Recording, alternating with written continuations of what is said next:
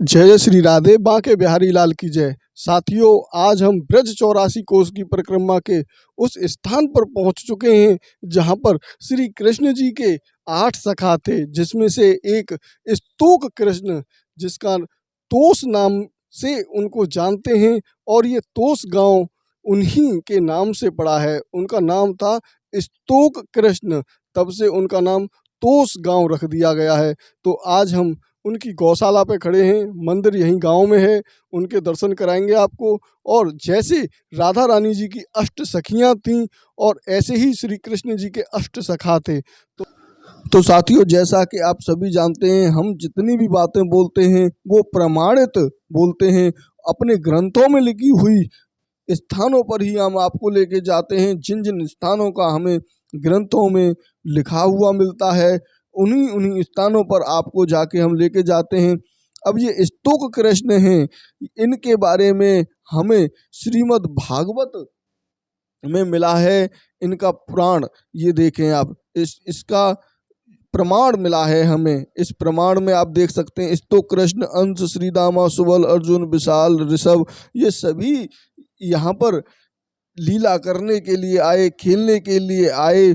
और ये आप देख सकते हैं, ये हमारे भागवत के दूसरे खंड में 10वें स्कंद में आपको मिलता है। ये बड़ा ही सुंदर यहाँ पर ये भाव लिखा हुआ है। तो अब हम बढ़ते हैं आगे की तरफ।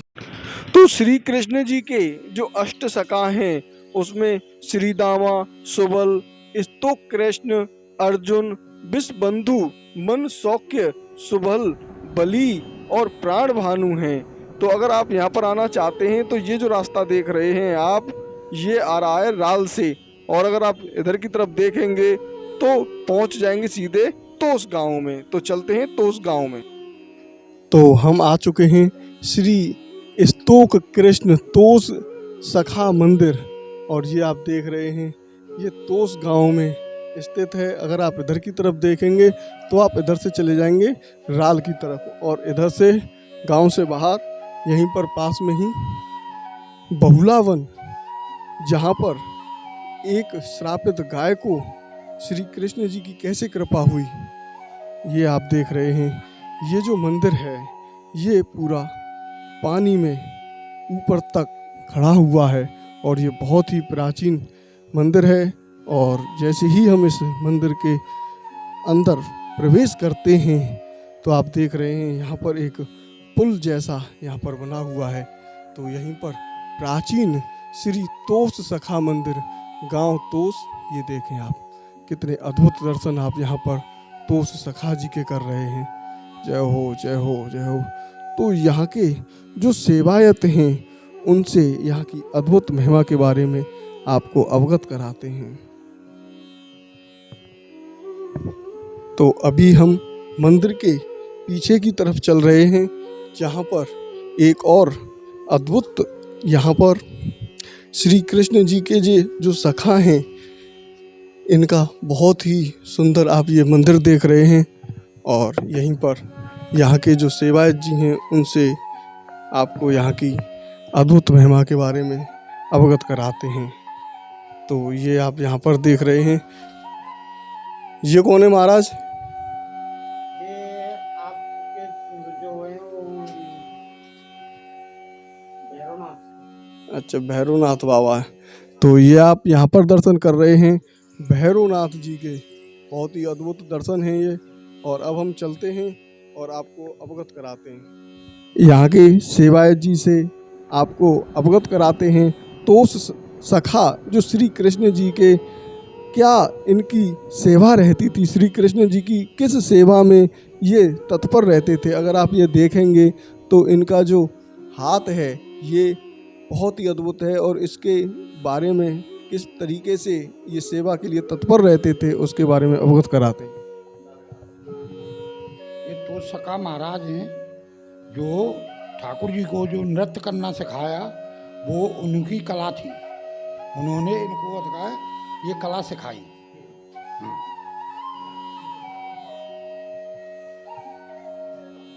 ये कृष्ण भगवान के ये अष्ट सखान में थे, एक सखा थे वो। तो वो इनको नृत्य सिखाते थे, नृत्य करना। कृष्ण भगवान को नृत्य करना उन्होंने ही सिखाया था। अब वो उसके नाम पे ये तोष गांव पड़ा है। वो अतकाय हमारे पूज्य हैं, वे हमारे परम पूज्य हैं। हम हमसे अब क्या क्या कहें। अब नृत्य करना उन्होंने ही सिखाया था कृष्ण भगवान को। हाँ, वो गुरु, नृत्य के गुरु हैं वो उनके। इसी वजह से इस गांव का नाम तोष गांव पड़ा था। वो आज थे, इस वजह से इस गांव का नाम तोष पड़ा। जय श्री राधे, जय श्री कृष्णा। ये ब्रज धाम, ब्रज 84 कोस परिक्रमा यात्रा है। यह परिक्रमा यात्रा है ब्रज 84 कोस ब्रज तोष सका धाम। यहाँ से छठग्राह, वृंदावन, गोवर्धन, यहाँ से 10-10 किलोमीटर का फासला है कि यहाँ यात्री आते जाते रहते हैं।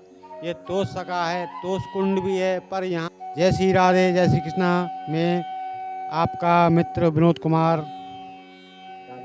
जय श्री राधे, जय श्री कृष्णा। देखिए, ये हमारे तो सखा जी का मंदिर है। ये बहुत प्राचीन गांव है। इन्हीं के नाम पर इस गांव का नाम पड़ा है।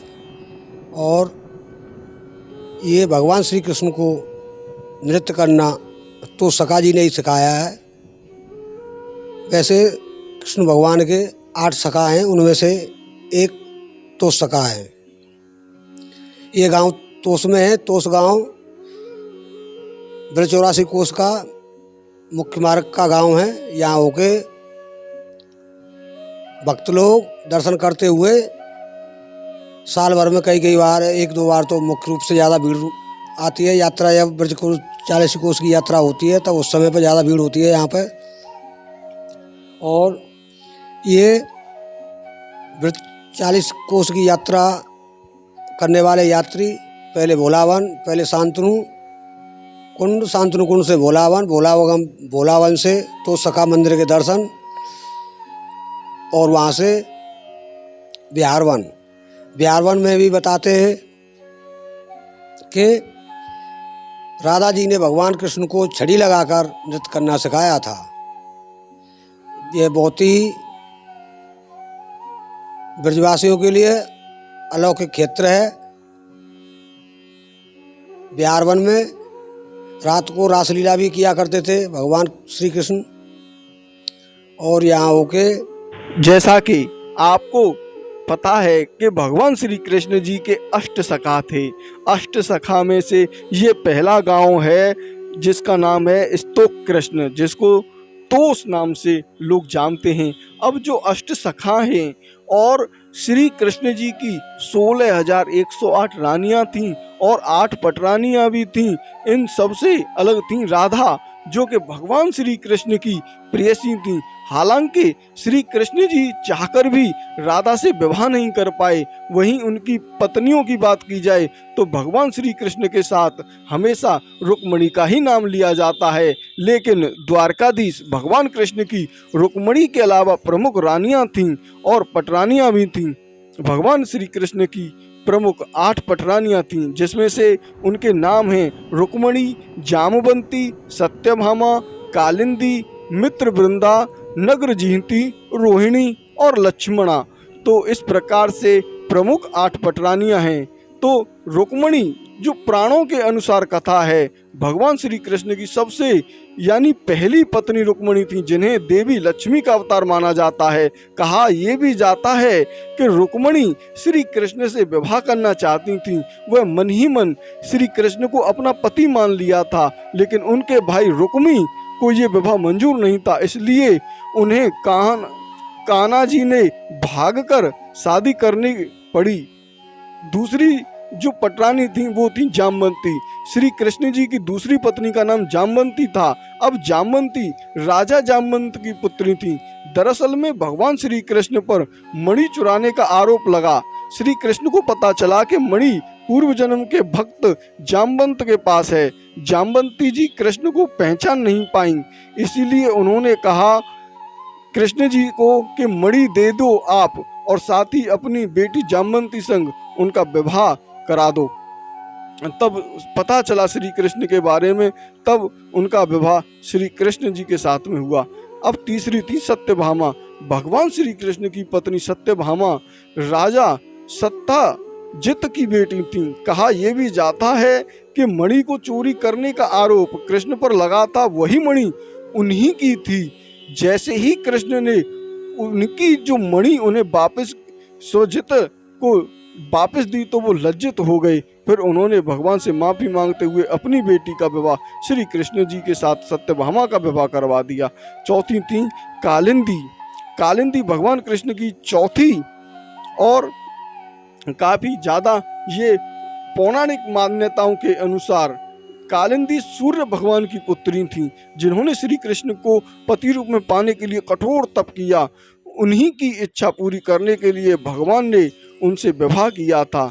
अब जो इनकी पत्नी थी नग्रजीति, नग्रजीति भगवान कृष्ण की पांचवी पत्नी थी। इनके पिता का नाम नग्रजीति था। राजा ने अपनी बेटी के स्वयंवर में ऐसी शर्त रखी जिसे श्री कृष्ण ही पूरा कर सकते थे। श्री कृष्ण ने राजा की शर्त को पूरा करते हुए अखाड़े में 7 पागल साणों को काबू में किया और नग्रजीति को अपनी पत्नी बना लिया। अब मित्रव्रता, श्री कृष्ण की जो छठी पत्नी थी वो थी मृतवृंदा। कहा ऐसा भी जाता है कि मृतवृंदा उज्जैन के राजा बिंद और अनुबिंद की बहन थी। मित्रवृंदा श्री कृष्ण को अपना पति चुनना चाहती थी, लेकिन बिंद और अनुबिंद ने अपनी बहन को ऐसा नहीं करने दिया, जिसके बाद कृष्ण बलपूर्वक मित्रवृंदा को स्वयंवर से उठाकर ले गए। रोहिणी की श्री कृष्ण की 7वीं पत्नी थी। पुराणों में कहा जाता है कि रोहिणी ने स्वयं ही स्वयंवर के दौरान श्री कृष्ण को अपना पति चुन लिया। अब 7वीं थी लक्ष्मणा। लक्ष्मणा भगवान श्री कृष्ण की 8वीं पत्नी थी। ये केकई देश की राजकुमारी थी। इन्होंने स्वयंवर के दौरान भगवान श्री कृष्ण को गले में बलमारा पहनाकर उन्हें अपना पति चुना था। साथियों, अगर ये हमारी दी हुई जानकारी आपको अच्छी लगे तो ज़्यादा से ज़्यादा लोगों के पास शेयर करें, क्योंकि श्री कृष्ण की 8 पटरानी और श्री कृष्ण के 8 सखाओं के बारे में आज हमने आपको अवगत कराया है। राधे राधे, बांके बिहारी लाल की जय। और आप लोगों ने ये वीडियो हमारा अंत तक देखा, उसके लिए बहुत बहुत धन्यवाद। अब हम तोस गांव में पहुंच चुके हैं। ये जो रास्ता था ये गोवर्धन चौराहे से और तोस गांव के हम आए हैं। तोस गांव के पास में यहीं पर तोस गांव के ही अंदर एक गौशाला भी है और तोस सखा का मंदिर भी है। तो राधे राधे, बांके बिहारी लाल की जय। शेयर करना बिल्कुल भी ना भूलें और सब्सक्राइब जरूर कर लें। राधे श्याम, जय श्री श्याम।